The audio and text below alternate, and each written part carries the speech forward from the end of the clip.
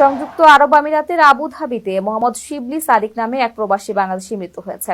ঋণের চাপে তিনি আত্মহত্যা করেছেন বলে দাবি করেছেন তার প্রতিবেশীরা। শনিবার দেশের রাজধানী আবুধাবির শেখ হামদান সড়কের একটি বিল্ডিং এর ছাদ থেকে লাফিয়ে তিনি আত্মহত্যা করেন। শিবলির গ্রামের বাড়ি লক্ষ্মীপুর সদরের বানসানগরে। তিনি ওই গ্রামের মৃত মোহাম্মদ হারুনুর রশিদের ছেলে। শিবলির এক প্রতিবেশী জানান, শিবলি দীর্ঘদিন ধরে ব্যবসা করতেন। কিছুদিন আগে দেশ থেকে ঋণ নিয়ে আমিরাতে রিয়েল এস্টেট কোম্পানিতে বিনিয়োগ করেন। সম্প্রতি তার ব্যবসায়িক পার্টনার রিয়েল এস্টেটে বিনিয়োগ করা সব অর্থ হাতিয়ে নিয়ে পালিয়ে যান। ঋণের চাপ ও পার্টনারের কাছে প্রতারিত হয়ে হতাশায় ভুগছিলেন শিবলি। তিনি বলেন, পরে হতাশাগ্রস্ত হয়ে আত্মহননের মতো কঠিন সিদ্ধান্ত নেন শিবলি। শিবলি তার গ্রামের মোহাম্মদ আবুল কাশেমের মেয়ে তানজিনা আফরিনকে বিয়ে করেছিলেন। তাদের কোনো ছেলে মেয়ে নেই।